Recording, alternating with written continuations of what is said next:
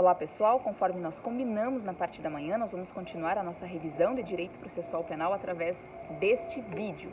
Então, dentro do assunto efeitos dos recursos do processo penal, nós falamos do efeito devolutivo e sabemos que ele é próprio de todo e qualquer recurso. Falamos do efeito suspensivo, este não é a regra, ele é excepcional, acontece apenas em determinadas situações. Falamos do efeito regressivo, também chamado de efeito iterativo ou ainda juízo de retratação, também diz respeito apenas a alguns recursos, não a todos, e não comentamos a respeito do efeito extensivo, e eu peço que vocês anotem, ele não está escrito aqui no nosso material, efeito extensivo previsto lá no artigo 580 do Código de Processo Penal. É ele que permite que os demais réus do processo se beneficiem do recurso interposto por apenas um deles. Sim, esse dispositivo do nosso código trata de processos em que há concurso de agentes, há mais de um acusado. Se somente um deles recorrer da sentença condenatória, os demais que não recorreram irão se beneficiar da decisão favorável, né? Então, os efeitos do recurso se estendem, por isso o efeito extensivo, se estendem aos demais, desde que não verse, obviamente, essa situação benéfica não diga respeito a uma condição estritamente pessoal daquele que recorreu. Mas, por exemplo, se através do recurso de um acusado o tribunal reconheça que houve a prescrição daquele delito, pelo qual todos respondem, então os demais, mesmo que não tenham recorrido, irão se beneficiar da extinção da punibilidade pela prescrição, ok?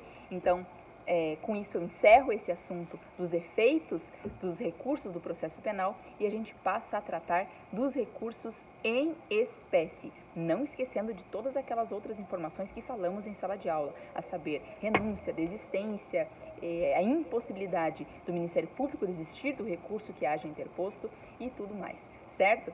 Passamos agora a falar, selecionamos aqui alguns recursos em espécie, não são todos, mas são sem dúvida nenhuma os principais, a saber, o recurso de apelação, o recurso em sentido estrito, o nosso RESE, embargos infringentes de nulidade, embargos declaratórios e a carta testemunhal. Muito bem, pessoal, continuando a nossa revisão de direito processual penal, nós vamos falar agora sobre os recursos em espécie, recursos processuais penais em espécie, começando pela apelação. Ela é tratada entre os artigos 593 e 603 do Código de Processo Penal, começando pelas hipóteses de cabimento que estão previstas lá no próprio artigo 593. Gente, nós temos que ter em mente que o recurso de apelação é aquele cabível contra as decisões terminativas ou com força determinativa no processo penal. São decisões, via de regra, que dão fim ao processo ou pelo menos a uma fase processual.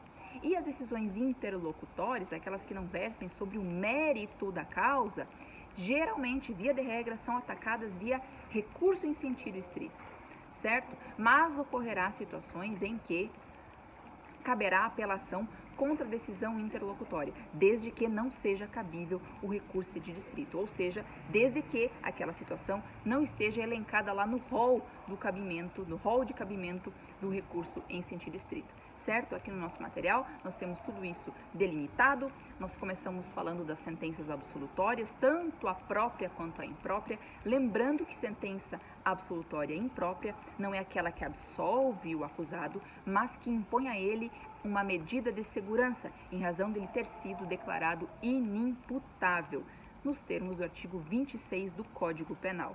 Ainda decisões interlocutórias mistas, terminativas ou não terminativas, como é o exemplo da impronúncia lá no rito do júri e ainda da rejeição da defesa prévia no rito dos crimes funcionais, aqueles cometidos por funcionário público, ok? Aqui no nosso material nós temos uma tabela, né, que trata das hipóteses, os seus exemplos e os seus efeitos, lembrando do que nós comentamos em sala de aula, a apelação interposta contra a sentença condenatória sempre terá efeito suspensivo. Vamos ligando as informações que nós tratamos pela manhã, informações gerais, agora com os recursos em espécie, com cada uma das hipóteses recursais previstas pelo sistema processual brasileiro, processual penal brasileiro, ok?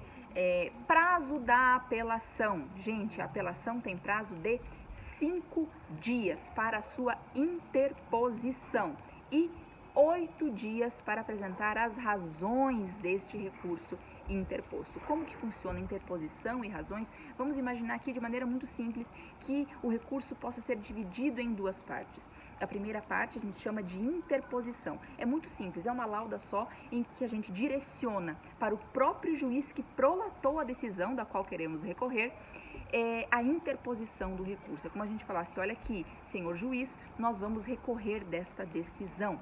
E o recurso é o recurso de apelação. Isso é interposição do recurso.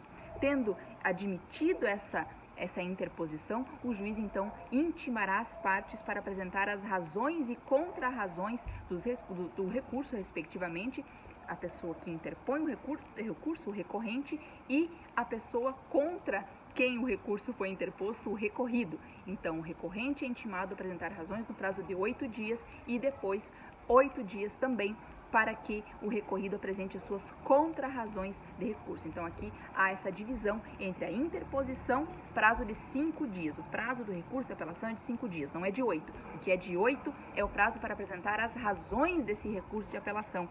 Só que o recurso ele subirá para a instância superior, ele será remetido para a instância superior, independentemente da apresentação das razões recursais, certo? Então, recurso de apelação, o prazo é de 5 dias, tendo 8 dias para apresentar razões recursais.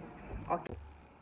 Pessoal, ainda dentro da questão do prazo de interposição da apelação, eu preciso chamar a atenção de vocês para uma informação muito importante a respeito do prazo da apelação quando estamos diante de uma contravenção penal. Diferentemente do que está afirmado no material, eu preciso que vocês corrigem, risquem essa informação e coloquem a informação correta. O prazo para a interposição da apelação não é de 5 dias. Regra geral, sim, 5 dias. Porém, diante de infrações de menor potencial ofensivo que compreendem as contravenções penais e os crimes cuja pena máxima não exceda 2 anos, nós estamos falando de juizado especial criminal. Nós estamos falando de rito sumaríssimo da Lei 9.099 de 95. E essa lei, no artigo 82, diz que a apelação das decisões dos juizados especiais criminais tem prazo de 10 dias. É uma regra especial, é uma exceção à regra geral nos juizados especiais criminais, infração de menor potencial ofensivo, que compreende as contravenções penais, prazo da apelação é de 10 dias. E lá não ocorre o fatiamento que eu mencionei anteriormente. Lá, o recurso de apelação é interposto junto com as razões. Então, é interposição e razões recursais no prazo de 10 dias. Isso é muito importante de diferenciarmos, ok? Por favor, façam essa anotação. Rito sumaríssimo, Lei 9.099, a apelação tem prazo de 10 dias. Ok, pessoal?